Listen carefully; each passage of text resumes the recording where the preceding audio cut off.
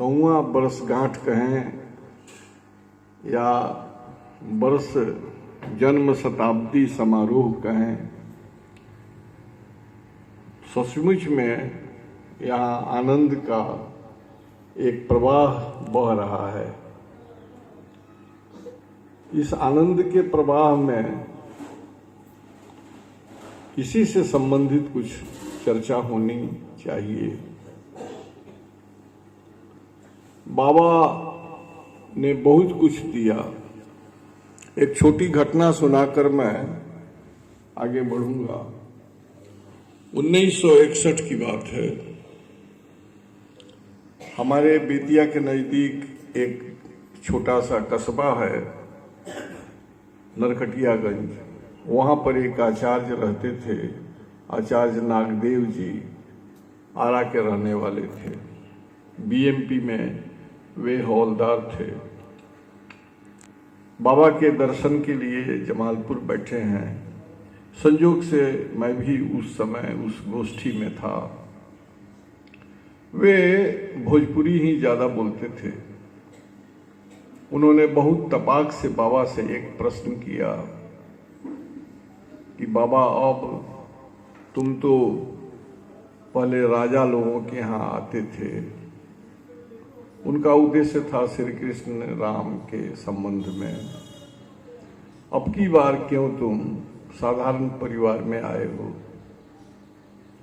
बाबा ने उसी तरह से तुरंत प्रतिक्षण उत्तर दिया। उस समय राजतंत्र का युग था, आज प्रजातंत्र का युग है। उस समय राजा लोगों के द्वारा समाज को संदेश देना होता था, आज जनसाधारण को संदेश देना था। इसलिए आज मैं जनसाधारण परिवार में आया हूँ। उनका दूसरा प्रश्न था, अब कब आओगे? यह गंभीर प्रश्न था। ऐसा प्रश्न नहीं पूछना चाहिए, लेकिन हम क्या बोलेंगे उनके सामने वे भी प्रेरित कर देते हैं बोलने के लिए, क्योंकि कुछ उसके माध्यम से उन्हें देना है। उन्होंने कहा, बाबा ने कहा कि अब इस धरा पर आने की जरूरत परम पुरुष को नहीं है। मैं उन सभी चीजों को दे कर जाऊंगा जिससे यह पृथ्वी जब तक रहेगी, इस पर मनुष्य जब तक रहेंगे, तब तक आनंद के पथ पर चलते रहेंगे।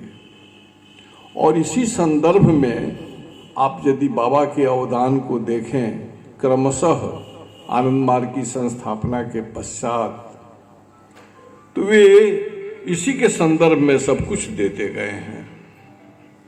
उन्होंने जो सबसे बड़ी चीज दी साधना जगत के लिए, वह है भक्ति तत्व।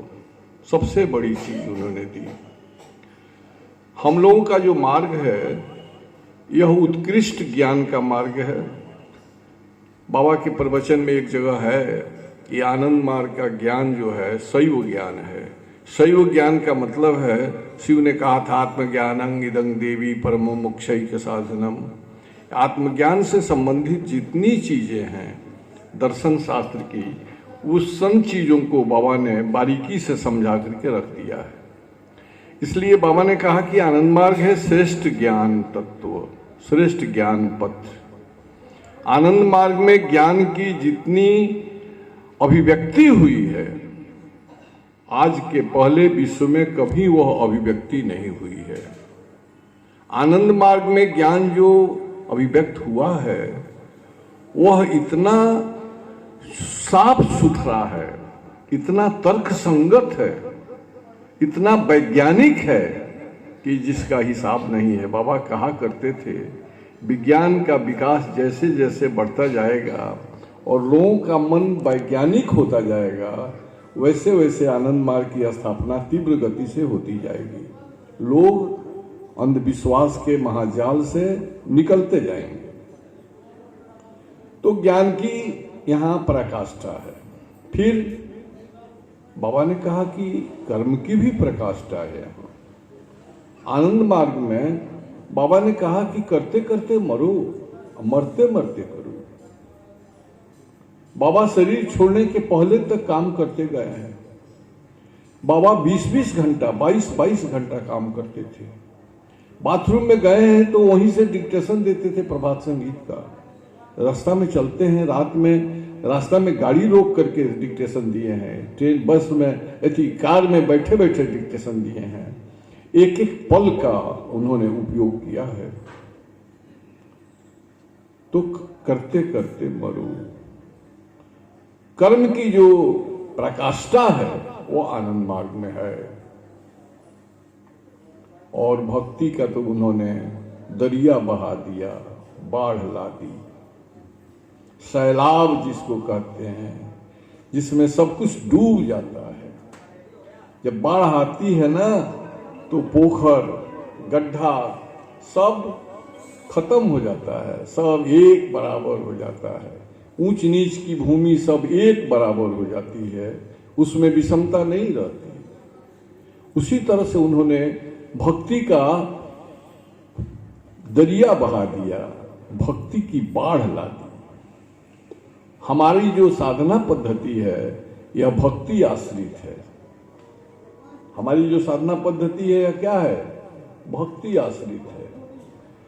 ज्ञान प्रधान नहीं है, यह भक्ति प्रधान है। मैं आपको इसका उदाहरण देता हूं। हमारे धर्मशास्त्र में, हमारे दर्शन शास्त्र में